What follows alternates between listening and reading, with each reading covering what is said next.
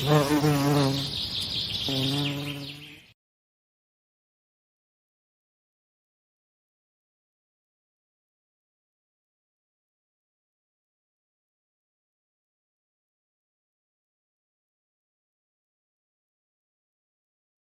esta manera. Ok, bueno, ahí se ve. Ok, perfecto. Entonces, vámonos, yo quise darles un recorrido porque hay una particularidad con todo el tema de exportación, que no la ubicamos dentro del contexto empresarial. Entonces, ¿qué es la exportación? Porque muchos creen que es una simple venta internacional. Y resulta que la exportación es una herramienta de desarrollo empresarial y como tal hay que identificarla hacia adentro de nuestra compañía.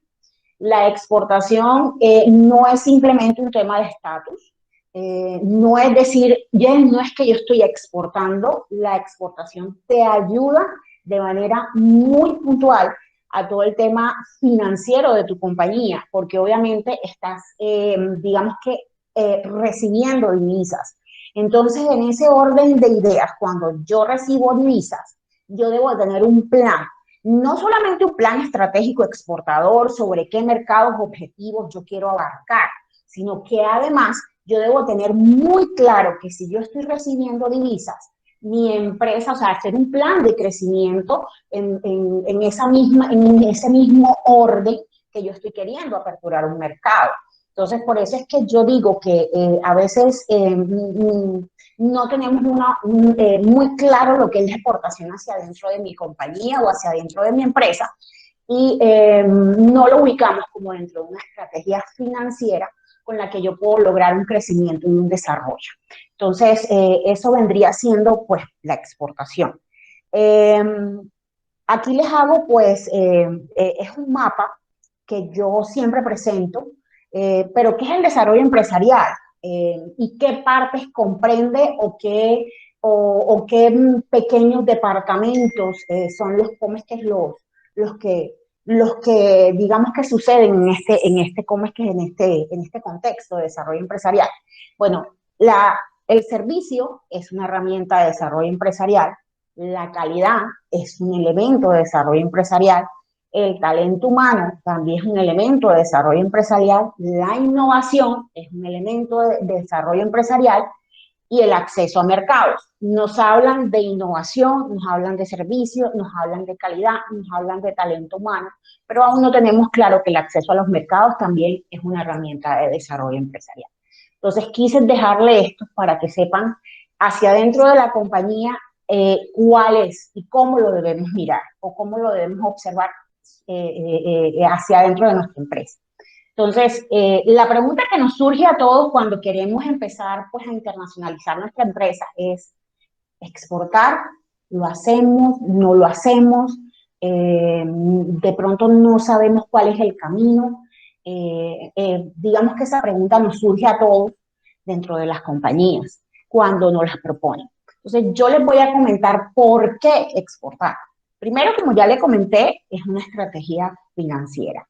Número dos, nos ayuda a diversificar riesgos, porque no te ubicas solamente en tu cartera nacional, sino que además te ubicas en la cartera internacional. Entonces, eso nos permite tener margen de error, porque si tú te ubicas única y exclusivamente en la cartera nacional, obviamente puedes tener inconvenientes, muchas veces por cobros, pagos impagados, etcétera, etcétera. Pero si tú te permites diversificar el riesgo de cartera, obviamente, bueno, aquí me están dejando de pagar, me dijeron que me van a dar una factura más allá de 30 días porque me dijeron inconvenientes, pero puedo cubrir mis costos con la exportación, ¿ya? O sea, se te va a dar, digamos que, margen de error. Segundo, el crecimiento de tu compañía. Más adelante les estaré hablando de esto porque la exportación permite hacer, el exportar te permite hacer mucha transferencia de conocimiento. Entonces, esa transferencia de conocimiento tú la tienes que introducir a tu compañía y cómo es que es y hacerla cómo es que es real dentro de tu empresa. Menos capacidad subutilizada. Hace unos días hablaba con un cliente, era un cliente que quiere exportar snacks, y me decía, es que nosotros acabamos de ampliar la planta Erika en el 2019 y nosotros tenemos capacidad subutilizada. Y yo le decía, bueno, esa capacidad subutilizada, si tú logras acceder a mercados internacionales, obviamente la vas a corresponder. Y ustedes no saben el costo que genera una capacidad subutilizada. No es tanto que la tengas, porque tú dices, mi fábrica tiene para producir no sé cuánto, pero ¿hasta cuánto está produciendo ahora mismo tú cómo es que es tu empresa? Y cuánto podrías producir si sales del mercado nacional? Entonces, te permite utilizar esa capacidad ociosa que te está produciendo un costo en tu compañía y que definitivamente capacidad subutilizada no da dinero. Entonces, esa vendría siendo otra ¿cómo es que? De los puntos claves de la exportación. Por otro lado, el tema de las oportunidades. En este punto quiero ser muy puntual, ya pues el profesional de ProColombia habló bastante de las oportunidades, pero ustedes no se imaginan el conocer el mercado y tener retroalimentación con los clientes, lo que puede llevar a tu empresa a temas de innovación, temas de incluso hasta de calidad, temas de mejoramiento continuo de tu producto, hablemos hasta de servicio o de tu servicio también. Ese mejoramiento continuo, digamos que hacia adentro de tu compañía, créeme que te va a servir muchísimo. Te permite acceder a precios pues de pronto más competitivos en el caso de cómo es que de compañías que también importes materias primas, porque necesiten construir su producto con materia prima extranjera. Te permite tener precios más competitivos. Además, el costo de una exportación, evidentemente, al recibir divisas, tú dices, bueno, aquí me cuesta 10, pero yo acá puedo ganarle un poquito más porque el dólar en estos momentos está disparado, igual que el euro, entonces digamos que te permite tener un poco de precios más competitivos. No es que te vayas a salir de contexto y vayas a decir, no es que yo aquí lo vendo en 10, pero ya lo voy a llevar a 20. No, porque eso tiene una proyección financiera y tú también tienes que tener en cuenta tu competencia. Entonces, digamos que, pero sí nos permite ese intercambio de divisas y por el solo hecho de recibir de la subida y bajada de las divisas, sí nos permite tener precios más competitivos. Y segundo, te evitas ese estrés de mercado. Yo lo llamo estrés de mercado porque para mí eso es estrés de mercado. El estar constantemente en el mercado local, que mira que me impagó, que es que ahora mismo el mercado está contraído, sobre todo el tema de las contracciones de mercado son bastante particulares, sobre todo en Latinoamérica. O sea, el mercado se contrae, nos pasó hace poco con el tema de la pandemia, el mercado se contrajo, para algunos rubros no, unos me dirán, no, para mí me fue súper bien. Sí, para algunos rubros no, sobre todo aquellos rubros que ya tenían muy claro todo el tema digital, que de eso estaremos hablando más adelante, pero sí te evita, o sea, si hubieses tenido un cliente internacional con el que hubieses podido regular toda esa falta que tuviste en ese momento en la pandemia, entonces tú hubieses evitado ese estrés, lo que llamo estrés de mercado. Entonces, todas estas son digamos que los puntos clave de una exportación. A ver, por otro lado, pues hablamos de exportación, pero debemos tocar los TLC que tenemos vigentes. ¿Para qué nos sirve un TLC? Sencillo, un TLC nos sirve para que nosotros mismos y nuestro comprador se favorezca de ciertas políticas arancelarias, normas técnicas, etcétera, etcétera, con el país con el que se firmó el acuerdo tratado. Colombia actualmente tiene, si no estoy mal, 9, ¿cómo es que? 2 que están suscritos. Les voy a hacer el recorrido. Tenemos TLC con Colombia, México. Tenemos El Salvador, Guatemala y Honduras. Tenemos Chile, tenemos Latam, que es Bolivia, Colombia y Perú. Tenemos Mercosur, que es Argentina, Paraguay, Uruguay y Brasil. Tenemos CARICOM, que es todo lo que es el Caribe, Estados Unidos, tenemos Canadá, tenemos Unión Europea, tenemos Corea, tenemos el EFTA, que es Suiza, Liechtenstein, Noruega y Suiza, si no estoy mal.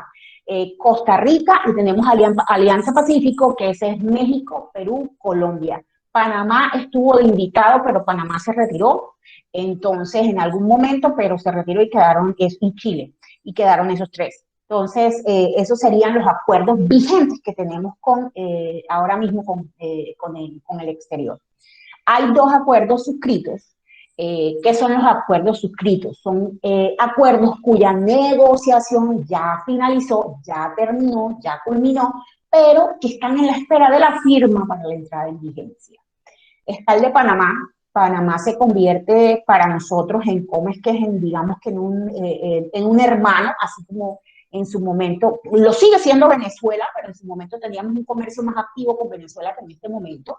Entonces, Panamá para nosotros se convierte pues digamos que siempre ha habido comercio con Panamá, pero ahora mismo como que se convierte en ese reemplazo de Venezuela. Panamá es uno de los países que digamos que puede ser incluso hasta ese país con el que empecemos a monitorear mercados y con el que empecemos a hacer un piloto para nuestra compañía. Con el Reino Unido, pues con el Reino Unido lo teníamos, lo que pasa es que obviamente ustedes saben que hubo el Brexit y se retiraron de la Unión Europea, entonces hubo que replantear todo el proceso nuevamente y con el Reino Unido también negociación, se tomaron muchos puntos, entonces está, pues digamos que a punto de firma. Hay otro tema que es el sistema de preferencias generales. Cuando nosotros tenemos un producto, lo primero que debemos de hacer es clasificarlo arancelariamente. ¿Por qué eso para qué nos sirve? Porque el sistema de preferencias generales simplemente es un beneficio que le otorga un país en desarrollo a un país en vías de desarrollo, pero con muchos países no tenemos ningún acuerdo, pero sí existe un sistema de preferencias generales que debemos utilizar. Por eso es tan importante las partidas arancelarias. Los tratados de libre comercio nos eliminan absolutamente todos los aranceles.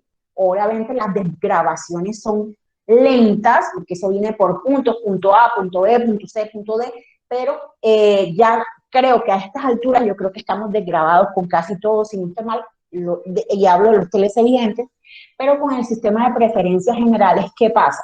Con el sistema de preferencias generales, de acuerdo a tu partida arancelaria, a la que tú tengas, el sistema de preferencias generales te da un porcentaje, no todo, de pronto no es el 100%, pero si te da un 60, un 50, un 45%, que puede servir para que ese arancel y disminuir un poco los costos pues de la exportación, tanto al comprador como a ti.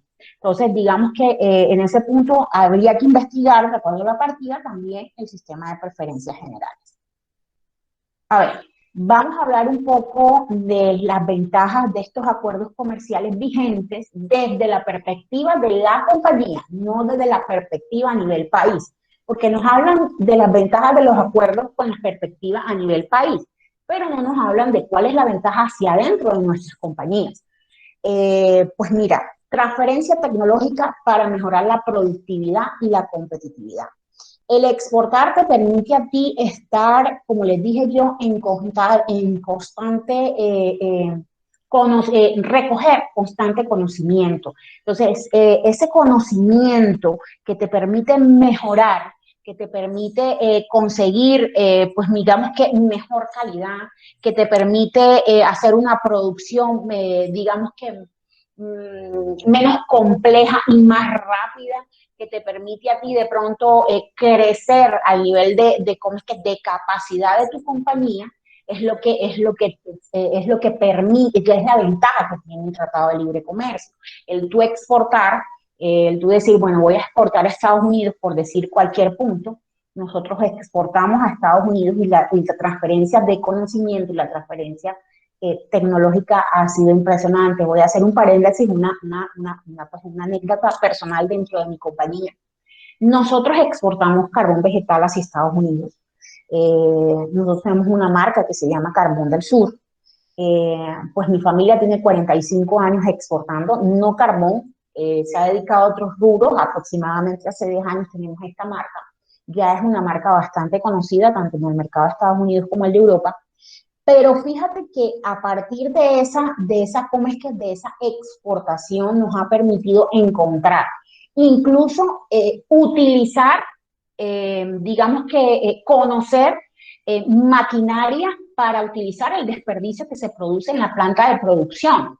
Entonces, ¿qué hacemos con todo este desperdicio que se genera a la hora de hacer el proceso productivo? Nosotros,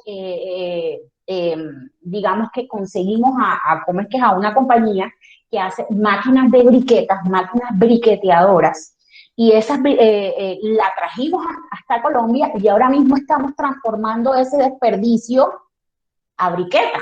Entonces, digamos que todo es utilizado. De pronto, en muchos procesos productivos que ustedes tienen en su compañía, ustedes dicen, bueno, ¿y qué hago con este desperdicio? Ayer estaba dictando una conferencia y yo decía, la basura vende y vende muy bien, porque incluso se exportan los desechos hasta otras partes del mundo. Entonces, ¿qué podemos hacer con ese conocimiento que nos trae la exportación y qué mejora podemos producir dentro de nuestra compañía? Entonces, a eso se refiere la transferencia tecnológica. Crecimiento y desarrollo empresarial, era lo que yo les comentaba. O sea, ¿qué estrategia de crecimiento, qué estrategia de desarrollo empresarial tengo para dentro de mi empresa cuando yo empiezo a exportar? ¿Cuál es mi meta? ¿Cuál es mi objetivo? ¿Hasta dónde quiero llegar? Porque yo de pronto exporto ahora mismo a Panamá, a Estados Unidos, a Europa, por decirte algo, pero ¿qué crecimiento quiero tener yo? A nosotros nos ha permitido, pues actualmente, y lo hago pues desde mi perspectiva, desde la compañía familiar, nos ha permitido haber 3 puntos más, nos ha permitido incluso expandir el empleo. Porque tenemos un punto en Puerto Colombia, yo estoy en el Atlántico, tenemos un punto en Puerto Colombia, tenemos otro punto en Santa Marta, estábamos intentando ver si abrimos otro punto en La Guajira, estamos en ese proceso, tenemos uno aquí en el Atlántico. Entonces miren todo el crecimiento que se puede llegar a desarrollar si tú tienes un objetivo claro. O sea, digamos que no es solo el tema de diversificar mi cartera por diversificarla, sino en la medida de lo posible concentrarme en una estrategia financiera evidente para dentro de mi compañía. Como les decía, la estrategia financiera, pues que les estaba hablando, nos permite mejorar el EBITDA, que es nada más que la rentabilidad de la compañía, hacerla más, digamos que hacerla más flexible, porque a veces tenemos muchos problemas de flujo de caja. Y no es lo mismo, pero hablemos en este instante de flujo de caja. Tenemos problemas impresionantes de flujo de caja y en una compañía el flujo de caja es el rey. Digamos que la caja es la reina. Si usted no tiene flujo de caja, usted está mal. Entonces, digamos que la exportación nos permite tener no solamente márgenes de rentabilidad, sino un respiro a la caja. Entonces, el cuarto punto vendría siendo la mejora en los procesos y de la capacidad instalada. Y una mejora en los procesos enmarcados en cuanto al conocimiento que nos podemos traer, el conocimiento que nos podemos transmitir y esa curiosidad que tenga el mismo líder de la compañía por conocer qué puedo mejorar y qué puedo hacer dentro de mi compañía para utilizar todo esto, si es desecho, si es qué sé yo, traer maquinaria más sofisticada dentro de mi empresa. Entonces, digamos que esa mejora en los procesos y de la capacidad instalada, y hablamos de la capacidad ociosa, ¿qué es lo que me trae? Esa es una de las ventajas que tienen los acuerdos comerciales, pero dentro de tu empresa, no a nivel país, que ya sabemos de sobra cuáles son pues, las ventajas que trae pues, a nivel país. Entonces, continuemos. A mí me invitaron para hablar del sector agroalimentos. No quise traerles pues estadística ¿cómo es que? Pues de otros sectores, pero sí quiero que revisen estas cifras de participación del sector agroalimentos durante el año 2019, 2020 y 2021. Si ustedes se dan cuenta, para el año 2019 fue 47,5, algo así, si no estoy mal. Para el 2020, 53,5, y lo que va corrido de este tercer trimestre, o sea, enero, febrero y marzo, que sería el periodo que está corriendo, va por el 5,54. Y ustedes me dirán, ajá, Erika, pero ¿por qué el de 2019 si no estábamos en pandemia y en el 2020 entramos en pandemia? Porque eso subió. Pues mire, es muy sencillo. Hay empresas que ya venían con un proceso de, hablemos de participación digital dentro de sus comes, de su compañía. Eso ayudó bastante. Aquellas que apenas estaban en proceso tuvieron que acelerarlos, aquellas que no habían empezado tuvieron que empezarlo. Eso ayudó muchísimo a subir la participación. Otro tema es el tema de la seguridad alimentaria, por todo el tema de los bloqueos, de las restricciones que había en muchos países. El tema de la seguridad alimentaria se estaba viendo comprometido. Entonces, como se estaba viendo comprometido, hubo que inmediatamente, o sea, vamos a buscar otro proveedor. Y fíjate que aquí hay algo, digamos que es más que nada, no experiencia, pues sí es un tip, pues digamos que de exportación. A veces nosotros vamos a las ruedas de negocio, a veces nosotros vamos y hacemos un primer acercamiento con un cliente y pensamos que, ay, no, ya se olvidó de mí o no, con este cliente no logró, ¿cómo es que no logré conectar o no logré hacer negocios? Y tú no sabes en qué momento de la línea del tiempo ese cliente te va a volver a tocar. Por eso que yo digo, ningún cliente que usted toque y con el que usted se reúna es un cliente ineficiente para usted porque no consiguió algo. Todos esos clientes, al menos yo que he participado como compradora, yo siempre guardo la tarjeta. Siempre guardo la tarjeta. Entonces, fíjense ustedes que mucho de ese tema, cuando empezó a haber ¿cómo es que es la pandemia? Mucho de ese, y peligraba la seguridad alimentaria, y Latinoamérica es una despensa bastante particular. Muchos de esos clientes, cuando vieron el peligro, el desabastecimiento, cogieron y buscaron un proveedor latino. Entonces, no se desanimen si de pronto en este momento puede ser frustrante, de pronto para un equipo comercial, pero no se desanimen porque ustedes no saben en qué momento ese comprador los va a tocar. No solamente lo hablo por anécdota y por experiencia porque lo conozco, sino porque eso sucede. Y cómo es que es, así como nosotros tenemos problemas dentro de nuestra empresa, de nuestra compañía, dentro de nuestra pyme, porque particularmente es el sector pyme al que me estoy dirigiendo, así pueden haber en todas partes del mundo. Las contingencias existen en todas partes. Entonces, ese rubro creció debido a eso. Este año, pues, debido a todo el tema, cómo es que es... que continuamos en este tema de la pandemia, pues parece ser que la proyección es crecer mucho más. Esperemos que sí. Pues, Ketty, me invitas. Me invitas para ver si creció o no creció. Entonces, continuemos. Este es el porcentaje de participación del sector agroalimentos para el TLC. Entonces, a ver, continuemos. A pesar de esto, existen problemas y existen desafíos para las pymes. Te dirás, pero es que yo no logro exportar, yo no logro hacer todavía una ejecución. ¿Cuál es el desafío de la pyme, cuál que debe enfrentar la pyme en este momento? Digamos que hay dos puntos. El problema y el desafío. Yo les voy a hablar desde las dos perspectivas.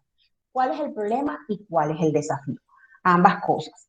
Ay, creo que se dejó de compartir. ¿Lo están viendo? Sí, Erika. Ok, perfecto. Espérate un minuto que se me detuvo aquí. Vale. Perfecto. O sea, entonces tenemos el problema y el desafío. Yo le voy a hablar desde la perspectiva del problema. Número uno, cuando tú tocas a los líderes de las compañías o de las pymes, lo primero que te dicen es, no, es que no estoy preparado. Pero así como estudiaste un bachillerato, así como estudiaste también una universidad, así como tuviste la oportunidad de acceder pues a una formación académica, no estar preparado yo no lo considero como una justificación para no ejecutar algo. O sea, no estás preparado, pero te puedes preparar para hacerlo. El otro punto es no conocer el proceso. Gran mayoría de las pymes no conocen el proceso de exportación como tal. Y obviamente se tienen que argumentar y tienen que adquirir el conocimiento sobre ese proceso. Yo me quedaba, yo les voy a decir algo bien particular y es el por qué yo me dediqué a esto.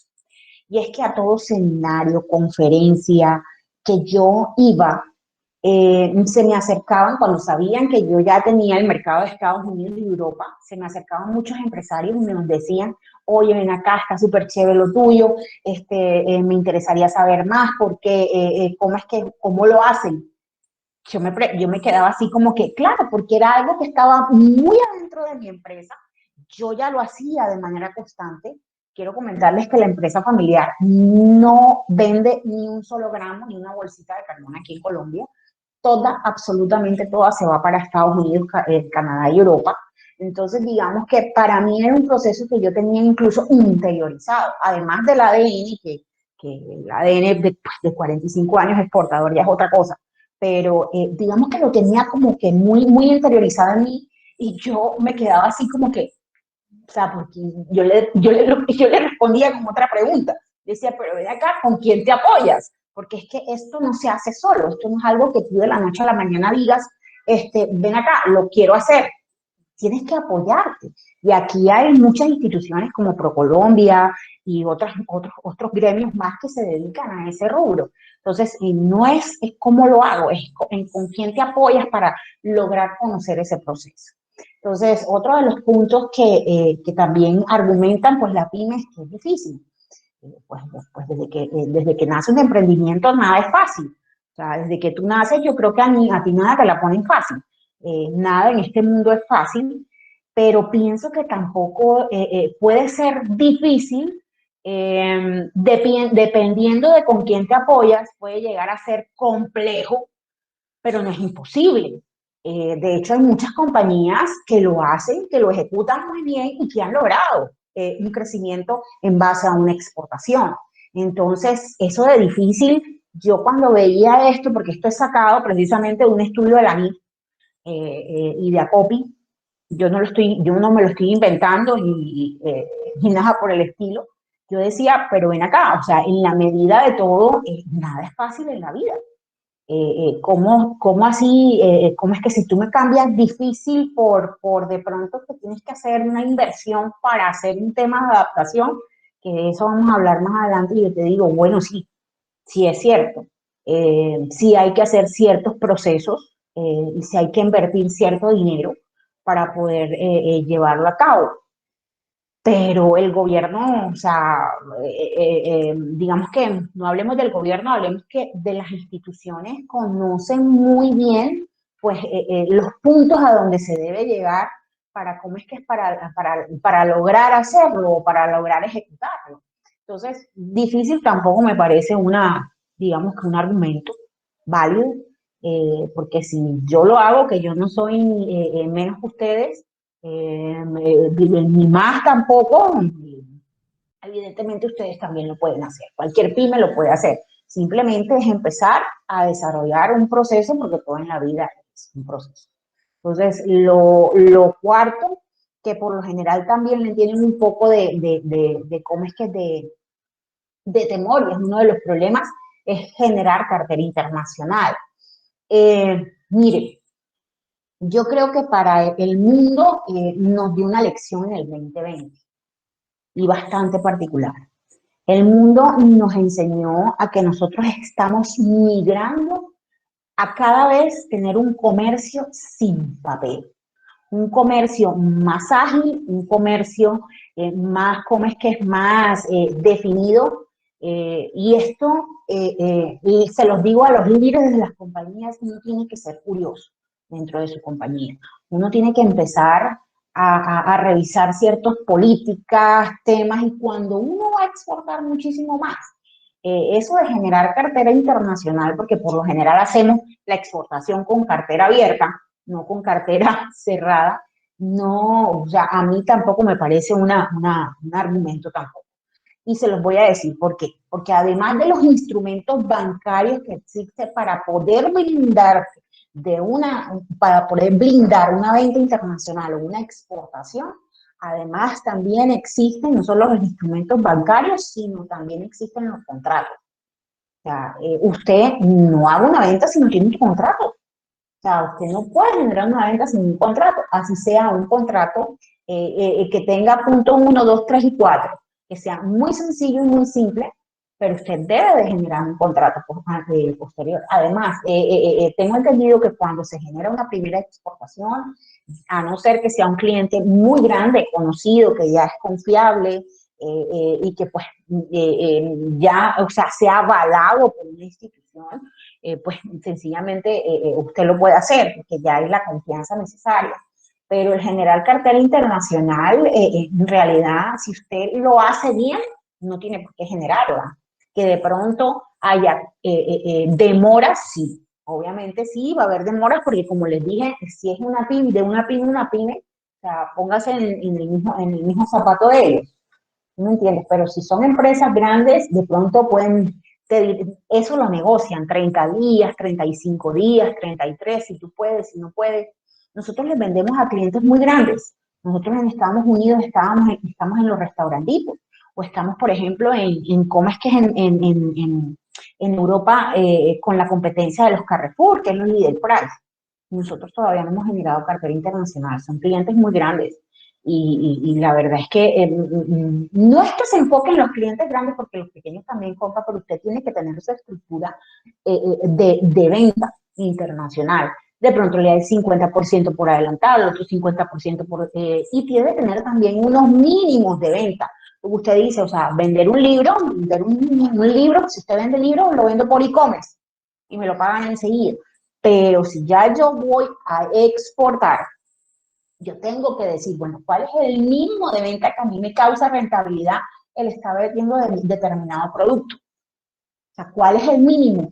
No sé, una paleta, dos paletas, o sea, dependiendo de lo que usted dentro del estudio que haya hecho dentro de su compañía. Entonces, eso de generar cartera internacional es un problema, o digamos que todo esto desde la perspectiva mental y desde la perspectiva de los líderes, pero no son argumentos. Dice, no tengo capacidad. Ese es otro argumento que tampoco. O sea, prácticamente les voy a refutar, y les voy a refutarles todos los argumentos o los problemas que hay ahí. No tengo capacidad. Fíjense que hay mercados a los que usted puede acceder con su actual capacidad. Y eso también se negocia, señores. No es cierto que un comprador, no, porque es que te voy a comprar 4 contenedores. No. En realidad eso sucede cuando ya hay un camino recorrido, cuando ya hay, ¿cómo es que digamos que ya un proceso de exportación muy marcado, una cultura exportadora dentro de la compañía? El no tengo capacidad tampoco se convierte ni en un problema ni en un argumento válido, porque usted debe de conocer no solo el canal de distribución de su producto, sino también el nicho al cual le pertenece su producto o al que puede pertenecer tu producto, o a micronicho. O sea, hay nichos, hay micronichos y hay canales de distribución. Entonces, mire, si usted dice, no, pero es que mi capacidad nada más, o sea, yo puedo producir para el exterior una paleta nada más. Bueno, busca al cliente que le compre una paleta, pero no se deje, digamos que no se deje intimidar. Usted nada más puede vender una paleta. Hay mercados que le solicitan una paleta y hay canales que solamente necesitan una paleta, nada más, de producto. Entonces, no se intimide por eso. Usted mida su capacidad productiva dentro de su compañía, cuál es la capacidad hasta la que yo puedo producir o la que le puedo responder a un cliente en el exterior, y empiece a buscar el canal por donde se puede ubicar. O sea, no tengo capacidad tampoco se convierte, ¿cómo es que es en un problema? Ahora, si usted me diga, no, pero es que mi meta es venderle a los Carrefour, o sea, ahí sí, yo le digo, mire, pues va a tener que invertir en más maquinaria, porque ellos a lo mejor no le van a pedir una paleta, le van a pedir un contenedor. Y un contenedor a lo mejor empieza con uno de 20, pero si el producto tiene buena rotación, le van a pedir otro más y otro más y otro más. El tema no es que usted, le incumpla al cliente o que se emocione y empiece a hacerlo porque es que voy a recibir divisa. El tema es que haga un ejercicio de exportación consciente, o sea, un ejercicio que realmente le genere a usted un crecimiento hacia adentro de su compañía, y que además de eso usted pueda aprender en el proceso. Porque esto es un proceso de aprendizaje. La exportación, además de cuando ya tú hiciste todo el proceso, ya tienes conocimiento y ya dices, ya yo me siento preparado, continúa el aprendizaje, nunca deja de aprender, ni a un graduado, imagínense ustedes, con un proceso como es la exportación. Entonces, no tengo capacidad, no se convierte tampoco en un, como es que digamos que en un problema. No tengo comprador, sí, por lo general este es uno de los que ven como problemas, pero fíjense ustedes que el tema de no tener